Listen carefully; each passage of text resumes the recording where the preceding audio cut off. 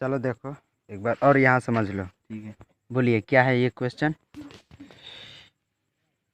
किसी तरंग के विस्थापन समीकरण y रुक जा रुक बराबर। जा रुक जा। विस्थापन समीकरण तरंग के लिए। हम्म।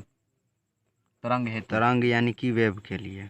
अच्छा, वेव के लिए क्या दे रहा है? विस्थापन। रुक जा रुक जा रुक जा। विस्थापन समीकरण दे रहा है। अच्छा, विस्थापन समीकरण कितना दे रहा है? तो y इक्वल, चूंकि y अब क्या होगा? विस्थापन बाबू, विस्थापन तो विस्थापन यानी कि l होगा। ठीक है, रुको, आगे हम बता दे रहे हैं। कितना दिया है? a sine in bracket omega, w नहीं, omega t minus k x, यही ना दे रहा है? Yes sir ji. अच्छा, कह रहा है कि ओमेगा अपॉन खे, ठीक है, क्वेश्चन मार्क इसका वो है। तो सुनिए, तो y भी आपका एक तरह से विस्थापन हो गया। अच्छा, यो दे रखा है कि जो t है आपका टाइम है। टाइम यानी कि समय। तो समय के लिए भी सूत्र हम क्या ले लेंगे? बड़का घराना के। यस सर जी। बड़का घराना में इसको घेर दीजिए। यस सर जी। ठीक है, कुकुरों को रखवाली में। अब देखिए, टी हो गया टाइम के लिए, यानी कि स्मॉल टी हो गया। एक्स हो गया डिस्टेंस, और एक्स आपका दे रहा है डिस्टेंस। डिस्टेंस बोले तो दूरी, दूरी, यानी कि चलिए, बड़का यानी घराना कि के एल, कैपिटल एल। बड़का घराना में एल भी। अच्छा, चलिए अब देखिए, ए साइन इतना आपका हो जाएगा, ये आपका कांस्टेंट है। ठीक है, जब ये कांस्टेंट है तो ये क्या हो जाएगा? बीमाहीन, हीन हीन गुणहीन। ठीक है, बीमाहीन है। ठीक है, अब बीमाहीन को कौन पूछता है? जैसे गुणहीन, उसमें कोनो आदमी में कोनो गुण नहीं है, हैं? नाचने का ना गुण, बोलने का ना, हैं? यस सर जी। को कौन पूछेगा? वही तरह बीमाहीन। यस सर जी। कौन पूछेगा? कोनो जरूरत नहीं, हटो। लेकिन अब देखिए, अब यहाँ होगा ये, इसका सूत्र देखिए, ओमेगा इक्वल 2 पाई एफ। ठीक है, समझ गया? और यहाँ एफ क्या है बाबू? तो ये है फ्रीक्वेंसी। फ्रीक्वेंसी बोले तो आवृत्ति है।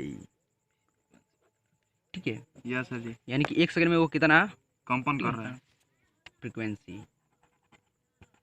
अब देखिए, ये उसके बाद के इक्वल, यानी कि स्मॉल के इक्वल के 2 पाई, ठीक है, अपान लेमडा होता है। और ये लेमडा क्या है बाबू? तो ये है वेव, वेव LENG, वेवलेंथ यानी कि तरंग दैर्ध्य। आइए तनकी से या इमेज बना दे रहा हूँ, उसको समझ लीजिए। हो गया? ठीक है, चलिए इस पे अब देखिए, एक बार ऐसे बना रहा हूँ। आयाम कम हो गया तो कॉम्पन हो गया, ज्यादा हो अब गया सुनिए, तो जो ऊपर उठा है और जो नीचेवा है, इसको बोलते हैं श्रिंग। सिंह समझे? सिंह, सिंह, सिंह यानी कि ऊपर, तो सिंह ऊपर। ठीक है, गर्त माने गहिरा। गर्त माने गहिरा, तो गहिरा यानी कि नीचे। यस सर जी। ठीक है, तो हाई देखिए, हाई पहला श्रिंग से लेकर के पहले दूसरा श्रिंग तक ले जो दूरी होगी, ठीक है, इसको हम बोलेंगे एगो। ना सर जी, इसका फिर एगो पहला गर्त हो गया, दूसरा गर्त हो गया, तो पहले गर्त से लेकर के दूसरे गर्त तक वही हो गया, वेव हो जाएगा। अब देखिए, अब हम चल रहे हैं, तो मान लीजिए कि जो भी आया, मान लेता हूँ कि यही 5 एंगस्ट्रॉम आया, हमने ले लिया है, ये 5 एंगस्ट्रॉम आया। लेकिन धीरे धीरे हम क्या देख रहे हैं भाई? कम होता जा रहा है, आयाम कम होता जा रहा है, कम होता जा रहा है। ठीक है, और यहाँ से लेकर के ये जो परपेंडिकुलर जो हाइट होती है, इसको आयाम बोलते हैं। ठीक है, आगे हम बहुत सारी चीजें बताएंगे। ठीक है जी, रुको भाई। तो अब देखो, ये धीरे धीरे देख रहे हो कि कम हो रहा है, कम हो रहा है ना? हाँ, तो वेवलेंथ कम हो रहा है, लेकिन फ्रीक्वेंसी हाई हो रही है। यहाँ स्लो मोशन में था, लेकिन यह हाई हो गया। तो ये आपका हो गया वेवलेंथ हाई। और हाई जो ऊपर नीचे होने का दर है, ठीक है, जैसे मान लीजिए कि 1 सेकंड में 5 बार, तो उसकी फ्रीक्वेंसी हो जाएगी 5। अगर 1 सेकंड में 10 हो गया, 10 बार ऊपर नीचे कर रहा है, तो फ्रीक्वेंसी 10। अगर 1 सेकंड में वो 50 बार अप डाउन कर रहा है, तो उसकी फ्रीक्वेंसी हो गई 50। ठीक है, आगे डिटेल हम पढ़ेंगे। अभी बीमित सूत्र के लिए सूत्र जान लीजिए, सूत्र अभी जानना जरूरी है। ठीक है, आगे कंसेप्ट समझेगा सर जी?